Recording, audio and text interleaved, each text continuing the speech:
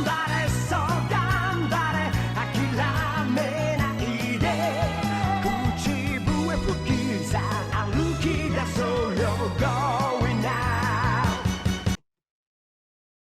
everyone, welcome to Otaku Talk. It's me, your boy, your host, OD, and today we'll be reviewing and analyzing episode 1 of the One Piece live action.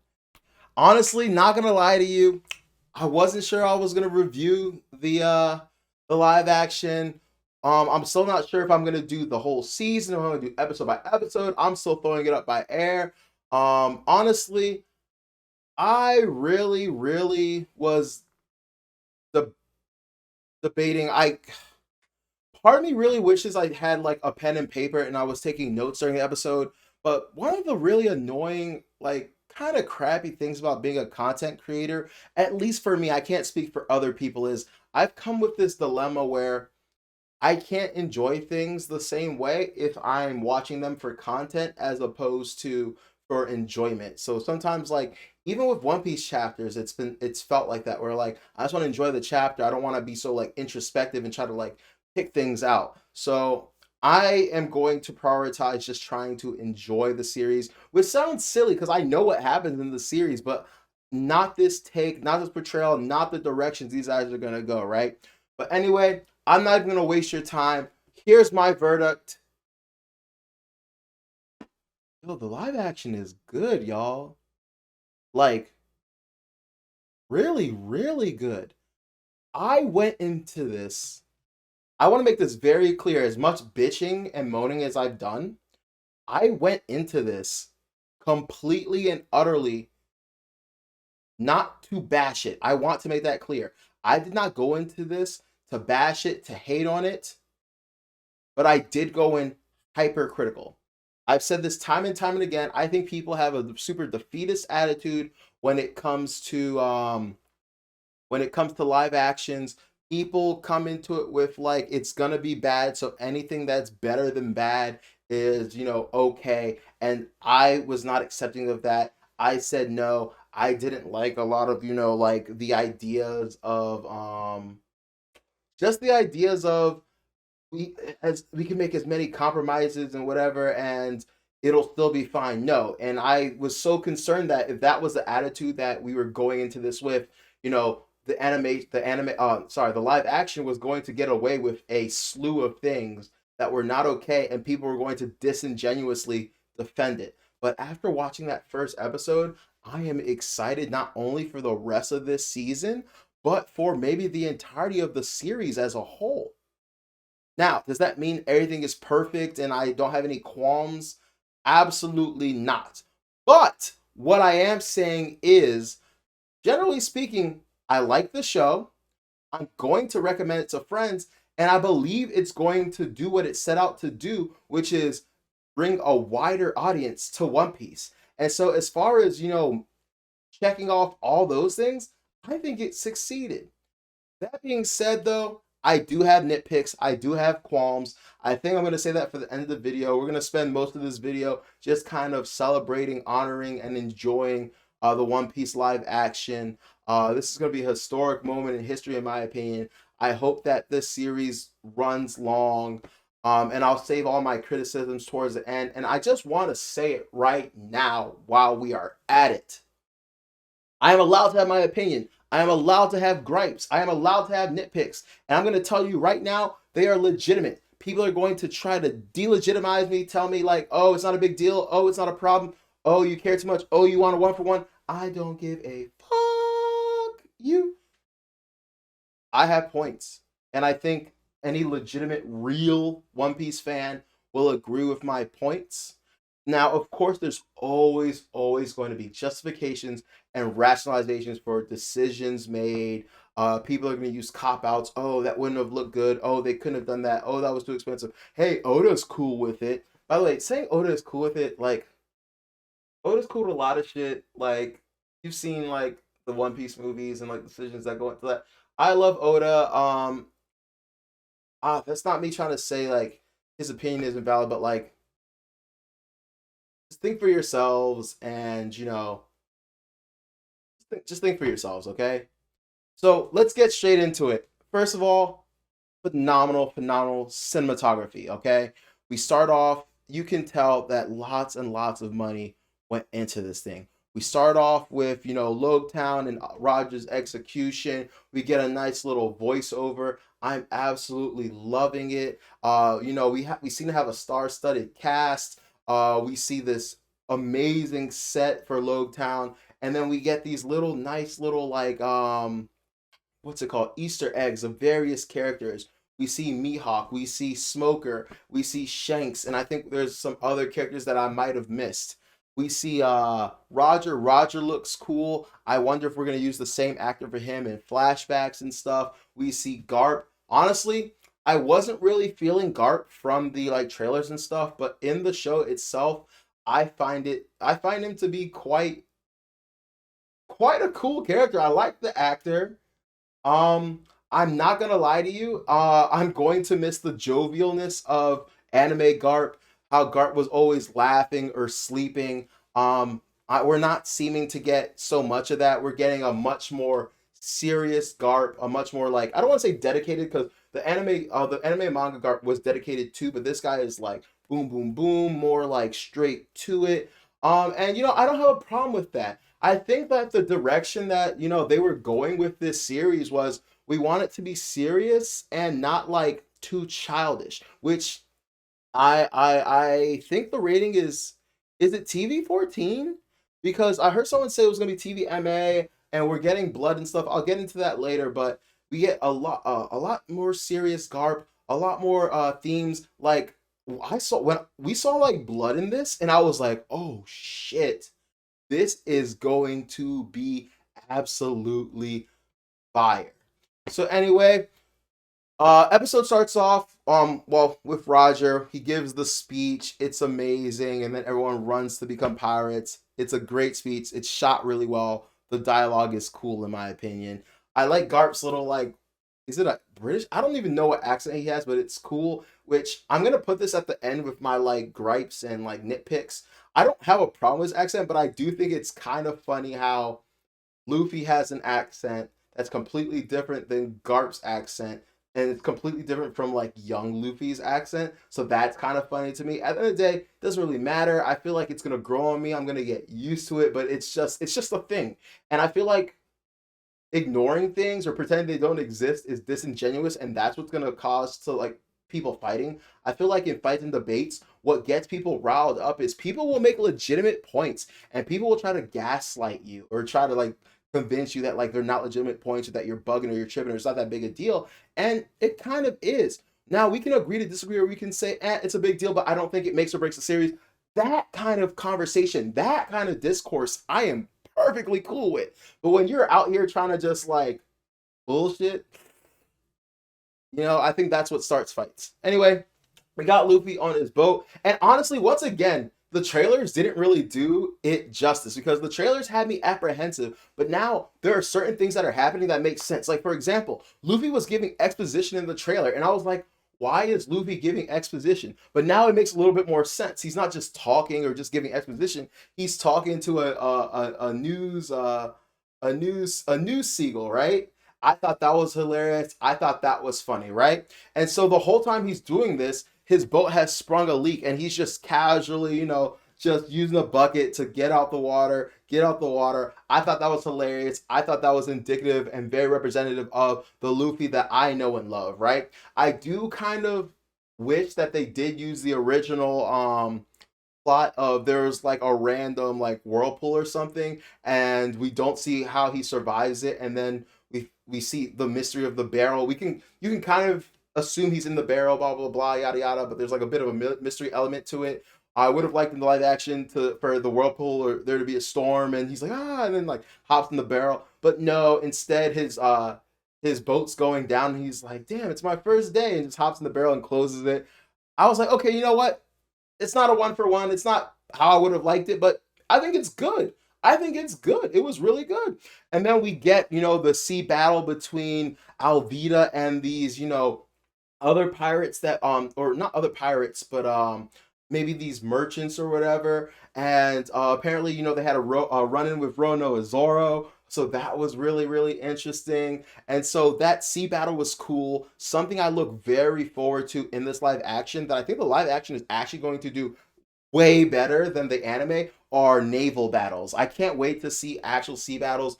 In One Piece, it doesn't work that in the anime and manga. It doesn't work that much because you have these super powered beings, and like if you try to shoot on their ship, they have all these array of powers and stuff that's gonna stop it. And it's they still have them in the live action, but I have a feeling a lot of things are going to be toned down, and so we're going to be able to get away with a lot more and do a lot more things that we typically would not be able to do in the manga, right? So anyway, after the war, well, we meet Alvida, we meet Kobe, and by the way, I really like that thing they're doing right now, where like they put the bounty when the person gets introduced, they superimpose the bounty poster over them with their amount, and then like the person in the show kind of interacts with it. I think that's creative. I like that creative license right there. Honestly, the entire first episode, and I'm on episode like 2.5 right now. I haven't finished the third episode yet.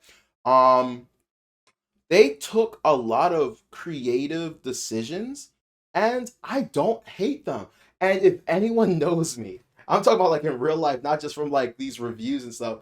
That people know that like I am hyper anal about like creative decisions that people do, but like I'm not that mad right now. Right now, I don't know if I said this in the beginning of the video, but something I do want to say is this is all subject to change. The first episode was good. I'll even give you the second episode was good. I'll even give you that. But like that doesn't mean all these episodes are going to be good. And I do think that there will come a point where there are so many compromises made that we will get to a point where we're like, I don't know how I feel about this, right? But yeah, after the battle finishes, we get introduced to Alvida. We get introduced to Kobe. The casting for Kobe is super interesting. My friend was like, "Is Kobe a girl?" I was like, "No. He's supposed to kind of look like a pussy. Like I'm not trying to be a dick or anything, but yeah, he's supposed to look bitch made." And I think they succeeded. And honestly, from the moment I saw Kobe, I just cannot wait to see glow up Kobe. You guys know what I'm talking about. You know what I'm talking about. I cannot wait to see glow up Kobe. So then Kobe's chilling and he hears Luffy in the barrel. Luffy comes out. He's like shocked. This part bothered me a bit. Like I said, I'm gonna keep the like complaints towards the end, but I just wanted to bring this up because I'm just talking about it as we go. When he busts out the barrel, he runs over to Kobe and he's like, shh, shh, be quiet. And I was like, that's not Luffy. That is not Luffy. Luffy is not the one concerned with being quiet. He's the one being loud. If anything, the scene would have been infinitely better for me if Luffy is being loud and Kobe's the one that runs over like, shh, be quiet. You don't want to wake up Alvida and the rest of the like that would have made more sense to me. Luffy is not tactful, not stealthy, not anything like that. He's not cognizant of that kind of thing. He's not fearful of that kind of thing. He doesn't care if he gets caught. So that was a little off to me, right? But other than that, still phenomenal. We get a cool relationship between Kobe and Luffy, and they use it their conversation and dialogue seamlessly to connect the modern day to Luffy's flashback, and we get these amazing, phenomenal flashbacks of um Windmill Village, where Luffy is meeting Shanks, and we get to meet the red hair pirates, right? Honestly, shit looks good. The scenery looks good. I do have some criticisms of the red hair pirates. Like I said, I might expound on this later towards the end, but I don't like that Lucky Roo was race lifted. I say this every time. Keep characters the same way. I'm in episode 3 and another character wasn't just race lifted. They wasn't race lifted, they were sex swapped. I don't like that, man. Just like keep the characters, please. Please. Some people say it doesn't matter. It's a fictitious world, but I'm just like, if you go to drink water and it's flat Sprite, like it's not necessarily going to be bad, but it's going to rub you the wrong way. It's going to be perturbing to you, right? It's going to be just off. And that's kind of just how I felt about it. So I digress. I will get over it. It won't be a big deal, but I just think changes like that are just kind of like pedantic and stuff like that. But I I digress.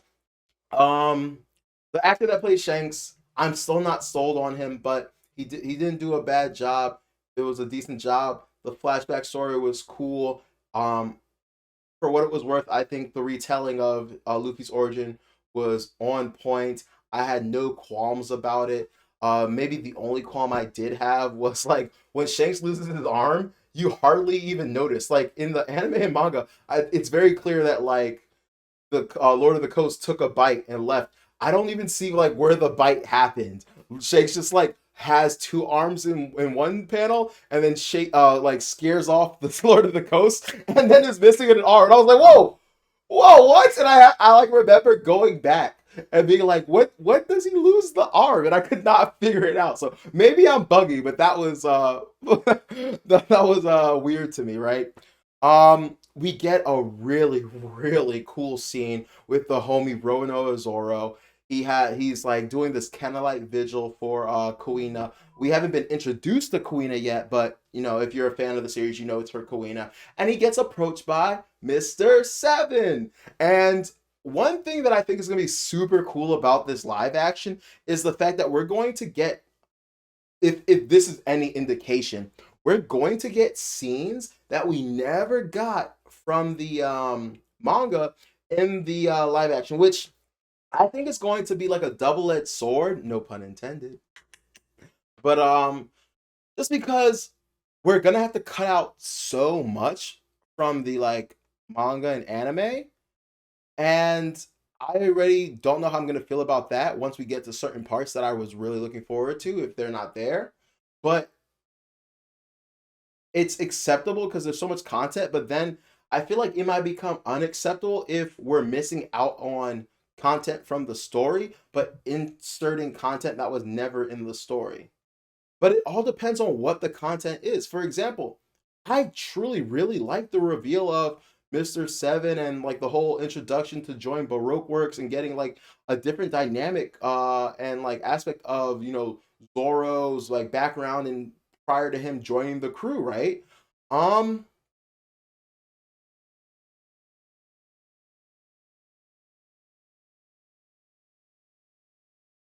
like in the manga we just kind of find out about it later. I think during Whiskey Peak or something, where Zoro just kind of offhandedly mentions like, "Oh yeah, someone tried like someone from this organization tried to recruit me." So like this was something that did happen in the manga anime, but we just never got to see it. So we'll see how that goes. But it was really cool. The fight scene was awesome. McKenyu is phenomenal at like fighting choreography. I've seen him in like Runai Kenshin and some other stuff.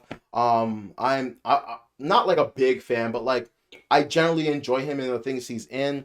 I will say though, his Zoro is weird to me. I think this is going to be very polarizing. I think that people are either going to absolutely love Zoro and see absolutely zero flaws, or they're going to be people like me who are like, he's cool, but there's like something there. Like for me personally, I think he's cool, but I just get this weird vibe. And like I said, could just be like a weird thing with me. I just get this vibe that he's like trying to act cool, trying to be cool instead of just being cool. Like the thing that makes Zoro so awesome and cool is like he's a stoic character. He doesn't go out of his way to be like witty or blah blah yada yada yada. He's just who he is. He does whatever. He's a man of little words and blah blah blah. And you know, this Zoro is a little bit quippy. He's a little bit edgy, a little bit angsty, and so like I just feel like it is McKenyu's take on the character. Similar to Luffy, there's like parts of Inaki that are like clearly okay, yeah, that's Luffy. And then there are parts where I'm like, this is Inaki's take. Once again, you know, people are just gonna shut me up with the fact that like Oda likes him. Oda says he was born to play Luffy. Oh, I'm like, I have a lot of thoughts on that. I'm not gonna get touched into that today, but like it's a whole thing. But like, think for yourself. Just think for yourself. But like Inaki's by no means a bad actor. Honestly, my favorite out of all three is Nami. Like for me, she perfectly has encapsulated, uh, like perfectly encapsulated her character. Could she do some things better? Yeah, but like no, she's doing great. Oh, they even gave her like her bow staff, except instead of a three section like staff that connects or whatever and forms one, and it's blue, it's a brown staff that like elongates. That felt weird to me. I was like, why didn't you just give her regular bow staff? Maybe they want to save it for the Climax. I have no clue. But once again, it's just one of those things where it's like not that big a deal. So I'm not gonna like stress out about it. Anyway, back to what I was talking about, Zoro. I might have some like quirks with the actor and some of the acting choices and lines and line delivery, but did not take away in the slightest from my enjoyment of the series. It's just a notable observation that I made. And the fight choreography was awesome. And then I lost my shit. I absolutely lost my goddamn shit when this dude slices this motherfucker Mr. Seven into like three sections. And I was like, okay, so this is how we're doing this. This is how the One Piece live action is about to go. I thought y'all said One Piece was for kids. No, no. Shit's gonna get real in this series, and I'm so fucking hyped for it. I'm so fucking hyped for it. So the story continues, and oh well, before the story continues, we finally get to Nami, and basically it's how she's introduced in the anime and the manga. She's pretending to be like water ridden on this ship. These two pirates from Buggy's crew show up, and they're like, "Oh, we're here to help you," but like, and she pretends to cover up some treasure. It's like, "Oh, we're gonna steal the treasure." So while they're like preoccupied breaking into the treasure chest, she sneaks up on their ship and escapes. It's the same old story. She does it well. Love the actress. I'm not familiar with her work, but I think she does a really good job. And she takes the ship to, I forget the name of the town. My bad. But where all the shit goes down, right?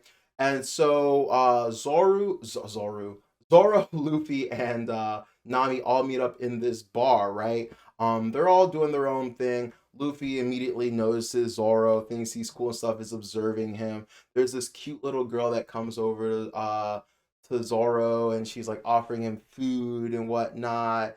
And Zoro's at first like kind of like not with it, but then she bumps into Helmeppo, and that whole scene occurs, and Zoro goes down. Like, I love how they try to recreate some of the like the scenes and put their own spin on things. Like I said, there were really good creative decisions and choices made in this, and I'm not mad at them. Typically I'm the kind of person that does want a one for one adaptation. Not really.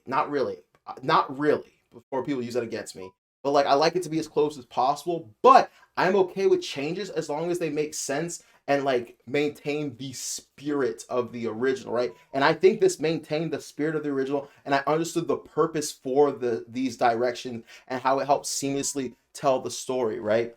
And so, this part was kind of cringe. Like, it was cooler in the manga because he's like, "Hey, show up and feed it to me," and he's like, he's been starving for a while. Like, I'm not gonna lie, the manga version hits way better, and it makes more sense because he feels bad for her. He's like, "Hey, scoop it up, put it in my mouth." Like, ooh, pause. But yeah, all that stuff. And this one, he just like goes himself over, picks up the picks up the by the way, there's two rice balls, right? There are two rice balls on the ground. One is like super smushed into the ground, into the dirt, and then there's one that's like whole right next to it. And instead of picking that one up and eating it, he picks the most grody one, eats that one, and then like offers it to Helmeppo. By the way, they introduce Helmeppo with like long hair, but it's actually funny because it's a gag for later. Later on in the episode, when Zoro runs into Helmeppo,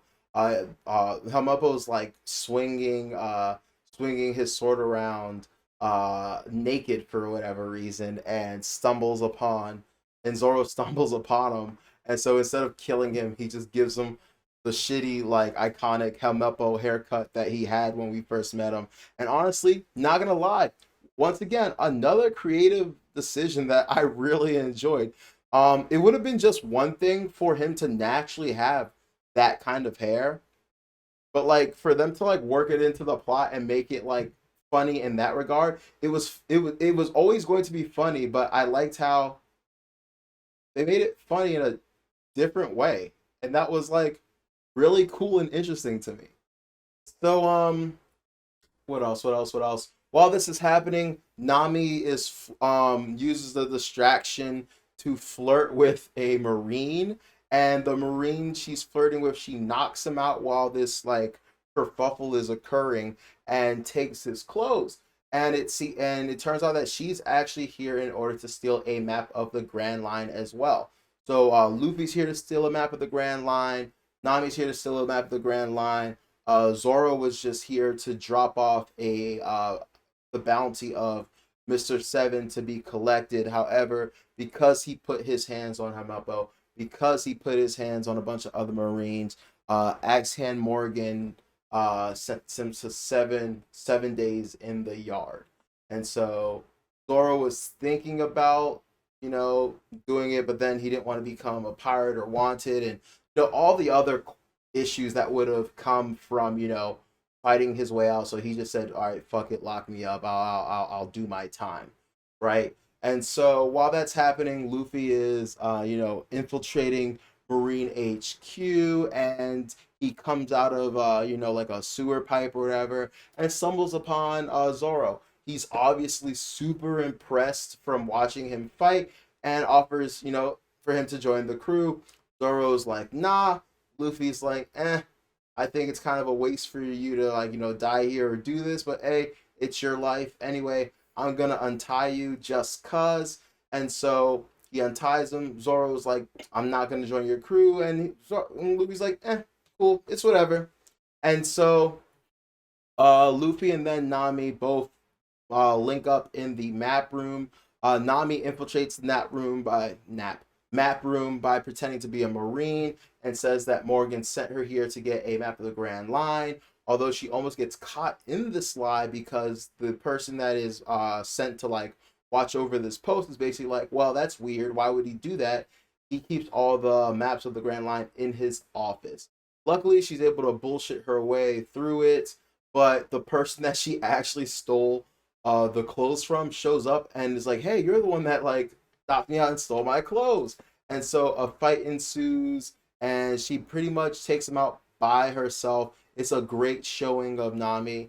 It reminds me of the fact that like Nami had some really good showings early on before like people became actual problems to deal with. So it was really really cool to see her take him out. Once again, this is where we're introduced to her staff, her live action staff. Um, in the anime and manga, it was like three pieces, three rods that instantly would attach to make a bow staff, and she would keep it in like her shirt somehow. The logistics of it never made sense, but we kind of just roll with it. In this situation, I can't remember where she pulled it out of, but it makes a lot more sense. It's a little short. It's a little short like baton, and then she goes like, and it like extends. So I'm not mad at it. The thing I'm mad at the most is like, why is it brown and not blue? But my theory is it's a directive choice because they want to save that for when she gets her climb attacked, right? So anyway, actually disposes of them. Luffy and her link up. I was really confused why Luffy was acting all shocked and surprised to see her, and then later on says that like, oh yeah, he was here for the entire conversation. So I was just like, okay, Luffy, all right, I don't know if that song and dance was for, right? And so they, I guess, reluctantly decide to work together to get the map. Obviously, Nami has like, betrayal on her mind, but Luffy doesn't know that, or if he does, he's willing to gamble on the fact that I think I can win her over, right? And so they're walking, they run into Agnes Morgan, and she pretends to be a Marine arresting Luffy, and she recently signed over to work at this station. Axel Morgan, the idiot that he is, and falls victim to his own hubris and inflated ego, and he clearly has an inflated ego all around the entire set. There are like there's statues of him and pictures of him, and in his own office there's like tons of pictures of him, just having him in just like these like amazing grandiose like poses and stuff like that. So yeah, it works, and they trick him and get into his office because Nami, the thief, was able to pickpocket him, right? So once again, we're learning more and more about these characters in a really nice, organic way with really nice directive choices. And, it's not necessarily going the same exact way as it did in the anime or manga, but it's going in a way that's relatively similar and that honors, in my opinion, the original work. And I couldn't be happier. So anyway, Morgan goes to the map room and sees, the aftermath of, Nami, and realizes they've been bamboozled, sounds the alarm. And so, Nami and Luffy realize, okay, we're definitely not going to have enough time to pick this safe here. So we got to hightail it out of here. And so this is the moment where Nami first sees that Luffy is a rubber man. He grabs the safe and he's just yanking on it, yanking on it. He's not quite strong enough to pull it out, but it's stretching his arms. Nami comes up behind him to help him, and they pull it out and it flings them through the window. Nami's on his back. They all fall. Luffy obviously is able to survive because he is rubber. Nami's able to survive because she used him as like impact cushion, and they pretty much land in like the courtyard of Marine headquarters. By this point, Zoro has already like gone inside, found Helmeppo, taken his swords back, and he is just like on his way out when he sees Nami and Luffy fighting for their lives to escape. Now he gets out, but then he's just like, damn it, and turns around to help join them. And I honestly thought that was super cool. This wasn't where they met Nami originally. This wasn't where they first initially interacted, but it was a great, great moment for them. Also, I thought there was a great like line earlier. So when Luffy first meets Zoro, or not meets him, but sees him, he notices that Zoro has three swords, and so he's like, where does the third one go? And I thought it would be funnier if he like kind of alluded to the fact that he thought, because there was like an online joke that like Zoro would wield like a sword in his like butt cheeks or something like that. So I was kind of hoping that's like what they were going for.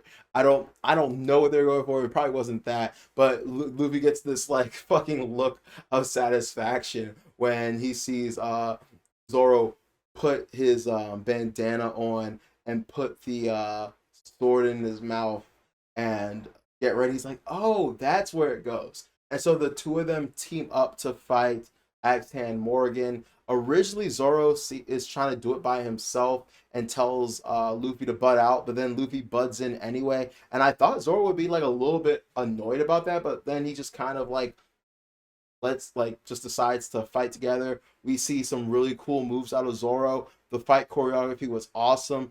For all of you mother that said, oh, Zoro's not gonna like fight with a sword in his mouth, it's gonna look too ridiculous, blah, blah, blah. It did not. They did it well, and this is just proves my point even more, that you can do these kind of things if you do them well. If you do them well, you can get away with them. You can do them. They will look good, and that just proves it. And here's the thing that pisses me off the most. If Zoro didn't have the sword in his mouth, if they got rid of that for whatever reason, blah blah blah, yada yada yada yada, there would be people to this day arguing that like that was the only decision that they could make, that they couldn't do it. It would look dumb, this, that, the other. But like the fact that they did it and it looks good proves the point that it can be done.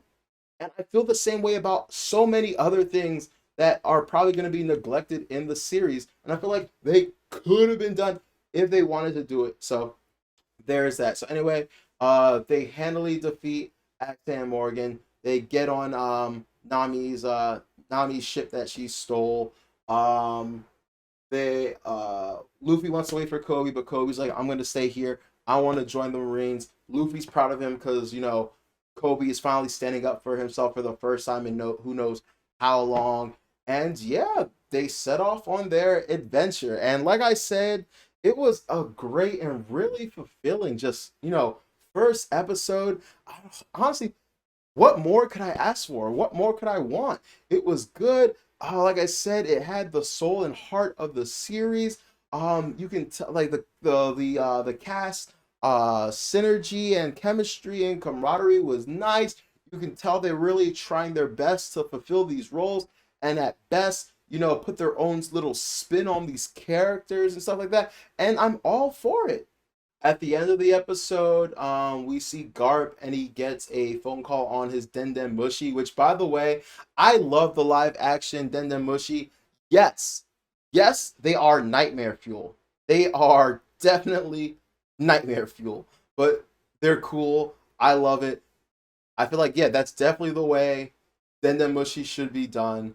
And yeah, Garp is now aware that his grandson is out pirating, or at least maybe he thought it was Shanks, but I think it's obvious that he knows it's like Luffy. So very, very interested to see how that goes. Like I said, I'm currently on sorry, not chapter, episode 3. I haven't finished it completely. Um I am not sure what I want to do yet. I don't know if I want to review each episode by episode. I don't know if I want to do maybe every 2 episodes. I don't know if I want to do maybe just this episode and then like the entire series.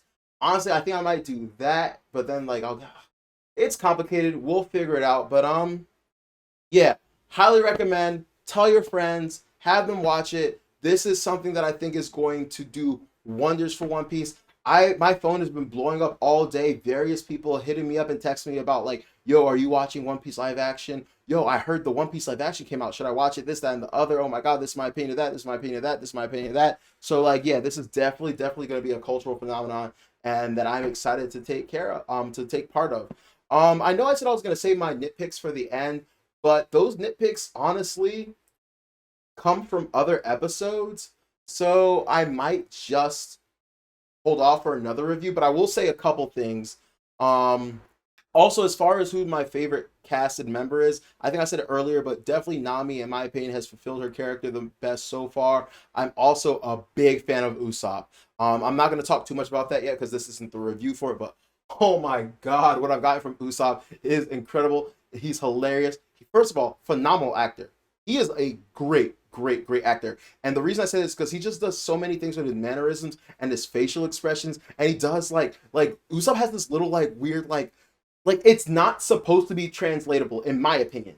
In my opinion, it's not supposed to be translatable, but he does this weird little like smile, or he has teeth, and like the actor actually pulls it off, and I was like, "Yo, are you kidding me right now?" Yeah, this dude is amazing. So yeah, nitpicks and gripes. Like I said earlier, I don't like making Lucky Root black. Stop doing shit like that. I'm not gonna get into it. Representation does matter. It is important, but I think there's a right way to do it and a wrong way to go about it. And just nail the minority characters. Just nail the minority characters. Like I said, I'm not on. All right, I'm gonna break my rule. I'll talk a little bit of some episodes. Sham. You know how there's Bushi and Sham. They cast a female actress for Sham. I don't quite get the point. I hate the people that are gonna be like, "Oh, it's fictional. It doesn't matter. It doesn't change anything." Like, yes, you're right. And for people that are just coming into One Piece, it means literally nothing to them. But I'm just saying, you should at least service a little bit the OG fans and not do shit like that. But it's whatever. I digress. Luffy having shoes isn't as big an issue as one would make it out to be. Am I gonna miss his chanclas? Obviously, it's iconic to the look, but in a series where they're constantly making like costume changes and wardrobe changes, it's palatable. All right, it's easy to digest a little bit, but once again, that argument I made about everyone's gonna have justifications and rationalizations and whatnot. Um, yeah, that's what it's going to amount to. People are going to be like, well, the reason going around is, oh, the actor would have been hurt. He couldn't act in it. It was dangerous for him. Bro, I have seen actors act in sandals before. Dude in Rurouni Kenshin did the whole thing in sandals. It's a bullshit excuse. Don't let anyone tell you it's not. Just say they didn't want to do it for. They just didn't want to do it. They just didn't want to do it.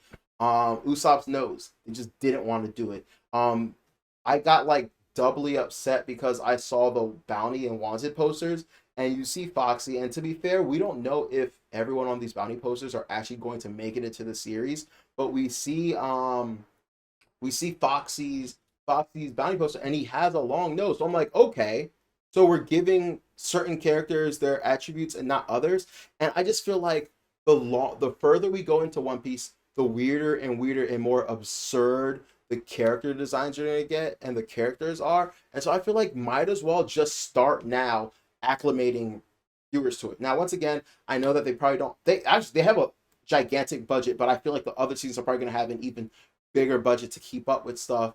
And so I just feel like, start now, get people acclimated to awareness now. I think there was a tasteful way you could have done Usopp's nose, and we could have still had the jokes. Like, I know that, like I said before, some of the jokes are going to differentiate. It's a different medium. Some things are going to hit, some things are not going to hit, and you have to adjust. You're going to have to do certain gags in a different way that makes sense for this medium and for this story. And I totally get that. But once again, you can do these things. You just have to figure out a way to be artistically and like directorially like clever and smart with it.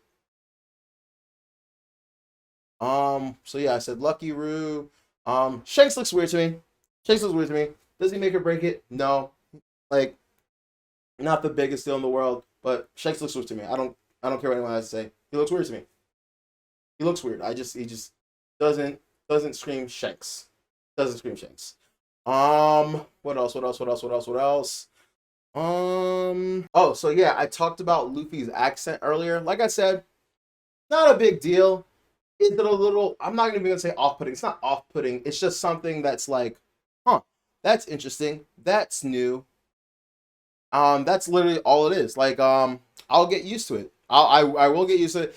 I don't think it's damning. I know a lot of people have been like, didn't you know? Oda said that like Luffy is Brazilian. Yes. Being Brazilian doesn't mean that you have a Brazilian accent. Okay. I'm Nigerian. I don't speak like this. Oh, okay. Biko, I beg. I don't do not vex me. Oh, eh, yeah, kwa. All these people, they vex me with their excuses and rationalizations. See, I don't talk like that. I'm Nigerian. I can talk like that, but like I don't talk like that. So just being like, well, well, the accent makes sense because he's Brazilian. Okay, then why is Gart like that? I mean, then again, like, your grandfather doesn't have to be the same race as you. You could be a white person, and then like your son could be mixed, and then your mixed son could, you know marry someone dark skin. Like, I get that, but like, not a nitpick, but like, it's noticeable. It's something that should be addressed and acknowledged, but I don't think it's the end of the world. Also, think it's funny that like the kid version of Luffy, in my opinion, doesn't have an accent or doesn't have as thick an accent. Obviously, that's probably an acting thing. I don't know if the kid could quite replicate it or whatnot. Also, I know you can develop accents over the course of your life, but the weirdest thing was, nobody where Luffy is from has an accent either. So how did he get the accent and no one else? This is kind of how I felt in like Wonder Woman, where I was like, why is Wonder Woman the only Amazonian in Themyscira that has a like Greek accent or whatever, or whatever? Sorry, not Greek accent, but whatever accent. I think she's Iranian, or Israelian, maybe. I don't know. I don't know, but she was the only person that had an accent. So stuff like that is always just gonna be a little bit like, huh? But in like a series like One Piece, it's almost kind of perfect because there's just so much weird shit going on that it's like, is that the thing you want to focus on? Is it? So I'm gonna leave the review here for today. Let me know what you thought, but I'm gonna say it. It was good. I liked it. I'm 2.5 episodes in, and I'm living my best life. The next episode was pretty dope. A lot of the criticisms and concerns and worries I had aren't there. May they be like in later episodes? Absolutely. I heard that Baratier and Arlong Park are going to be kind of fused. Shit, let's see how it goes. Let's see how it goes. If they are able to creatively do it well, like they did with this one, all right, I'll give I'll give it to you. Anyway, this has been Otaku Talk. It's me, your boy, your host, OD. Let me know in the comments what you guys thought. Do you agree? Do you think my criticisms are valid? Do you think this live action is good? Do you think I'm way off base and it's shit? Do you think it's going to get better? Do you think it's going to get worse? Do you like the creative decisions that were made? Do you hate the creative decisions that were made? Do you think it's going to get another season? Do you think it's going to get another couple seasons? Do you think this is going to get the entirety of the series of One Piece from beginning to end? They'll do the whole thing. But yeah. Anyway, please make sure to like, share, and subscribe, and peace.